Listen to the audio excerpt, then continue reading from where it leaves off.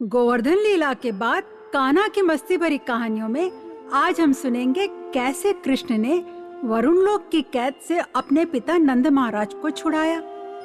नंद बाबा से इस बात का वर्णन सुनकर ग्वालों की इच्छा को कान्हा ने कैसे पूरा किया, सुनिए लीला ग्वालों का वैकुंठ दर्शन। गोवर्धन उत्सव हिंदी तिथि से प्रतिपदा के दिन मतलब अमावस्या के दूसरे दिन हुआ था। उसके बाद इंद्र के प्रकोप में 7 दिन कान्हा गोवर्धन पर्वत अपनी तर्जनी पर उठाए खड़े थे। फिर दशमी के दिन इंद्र देवता ने कृष्ण से क्षमा मांगी। अगले दिन कार्तिक शुक्ल एकादशी को नंद बाबा ने उपवास किया। दिन भर भगवान जनार्दन का नाम स्मरण किया और रात्रि में जागरण करके रात्रि व्यतीत की। जब रात्रि के 2 घड़ी शेष रहे उसी समय द्वादशी का आगमन हो गया। ऐसा सोचकर बाबा नंद यमुना तट पर रात्रि पहर में ही स्नान करने के लिए चले गए। उनके पीछे कुछ गोप सखा भी यमुना तट पर स्नान के लिए आ गए। दरअसल सूर्योदय से पहले स्नान कर लेने की सोच में उन्होंने रात्रि के अंधकार में ही जल में प्रवेश कर लिया। प्रातःकाल हुआ नहीं था, यमुना मैया का शयन काल था। वास्तव में कहते हैं उस समय असुरों की बेला होती है। असुरों के इस शुभ समय की अवहेलना करने पर वरुण देव के एक सेवक ने नंद बाबा को पकड़ लिया। नंद बाबा ने जोर से सावधान करते हुए कहा, सभी सुरक्षित रहो, लगता है असुरों ने आक्रमण कर दिया है। असुर सेवक ने कहा, तुमने समय का उल्लंघन किया है, यह आक्रमण नहीं न्याय है। यह कहकर उसने नंद बाबा को बांधकर गलत समय पर स्नान करने का आरोप लगाया और अपने स्वामी वरुण देवता जल के देवता के पास ले गए। वरुण देवता का विशाल महल जल के नीचे बना हुआ था जिसमें सभी तरह के जल के प्राणी रहते थे। नंद बाबा को उस महल में बंदी बना दिया गया। नंद बाबा के खो जाने पर सारे व्रज में कोहराम मच गया। माता यशोदा का तो रोते रोते बुरा हाल हो गया।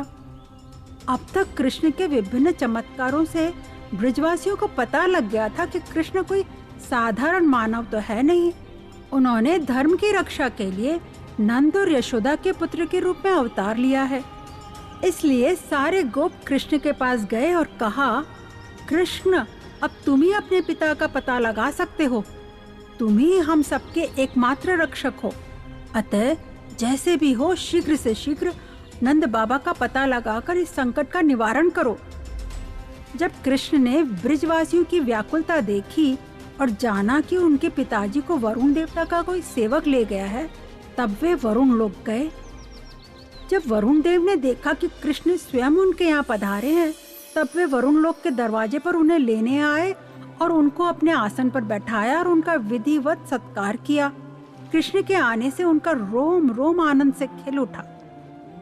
वरुण जी ने कहा, मैं आपको बार बार नमस्कार करता हूँ, हमसे कोई अपराध तो नहीं हुआ है ना? आपका इस समय आगमन से मैं हतप्रद हूँ।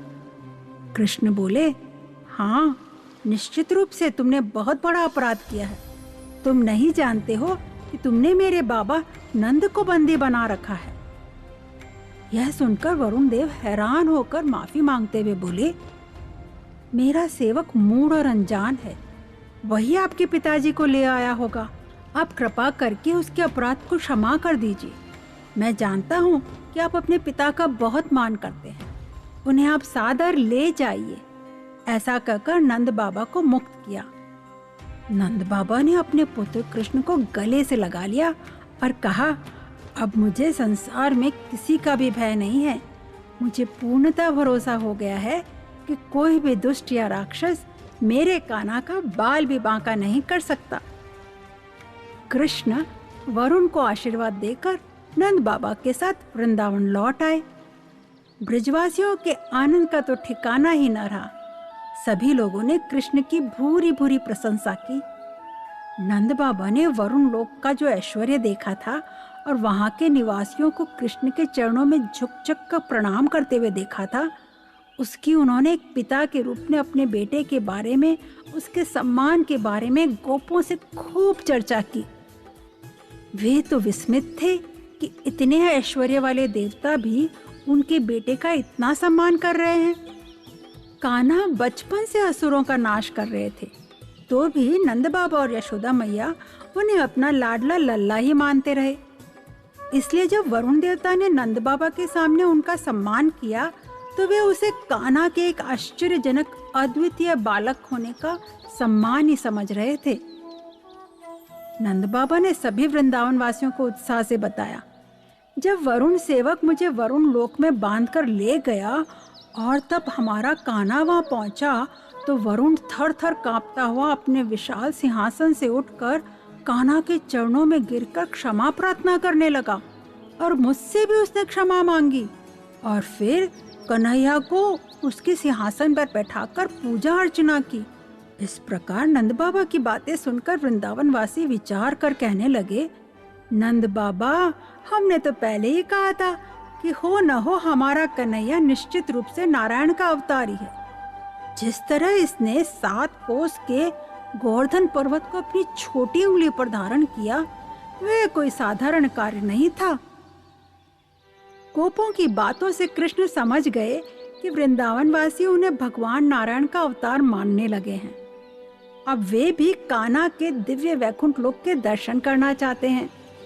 तब कृष्ण ने कहा, अगर तुम्हारी ऐसी इच्छा है तो मैं तुम्हें दिव्य वैकुंठ लोक के दर्शन अवश्य करवाऊंगा, पर जाओ सभी यमुना में डुबकी लगा कर आओ, निश्चित रूप से तुम्हें वैकुंठ लोक के दर्शन होंगे। कहते हैं वृंदावन वासी कान्हा से निश्चल प्रेम करते थे, इसलिए कान्हा ने उनके प्रेम में वशीभूत होकर उनको दिव्य दर्शन करवाने की बात मान ली। जब सभी वृंदावन वासियों ने यमुना के जल में डुबकी लगाई, तो देखा कि उनका कान्हा वैकुंठ लोक की सरसैया पर विराजमान है और सभी देवी देवता उनकी सेवा में खड़े हैं। नाग, गंधर्व, किन्नर, यक्ष सब हाथ जोड़े उनके कन्हैया की सेवा में खड़े हैं। सारा निखिल ब्रह्मांड कान्हा से प्रकाशित हो रहा है। ऐसा दिव्य वैकुंठ दर्शन वृंदावन वासियों ने किया और अपना जीवन धन्य बनाया। सारे वृंदावन वासी कृष्ण की जय जयकार करने लगे। तब कृष्ण ने अपनी माया का ऐसा प्रभाव बनाया कि सभी वृंदावन वासियों को यह सब एक सपने जैसा लगने लगा और वे पूर्व की भांति कृष्ण को अपना लल्ला मानकर फिर उसके प्रेम में पड़ गए। देखा बच्चों, कैसे कान्हा सभी मस्ती भरी लीलाएं रचते जा रहे हैं। अपना विशाल रूप भी नंद बाबा, यशोदा मैया और वृंदावन वासियों को दिखाते भी जा रहे थे और उसके साथ अपने लिए वृंदावन वासियों का निश्चल प्रेम भी उसी तरह बनाए रखना चाहते थे। इसलिए जो कुछ दिखाते जा रहे थे वो सब भुलाते भी जा रहे थे न नटखट। ऐसे ही कान्हा की मस्ती भरी कहानियां सुनते रहिए एपिलॉग मीडिया वेबसाइट और आपके फेवरेट पॉडकास्ट स्टेशंस पर।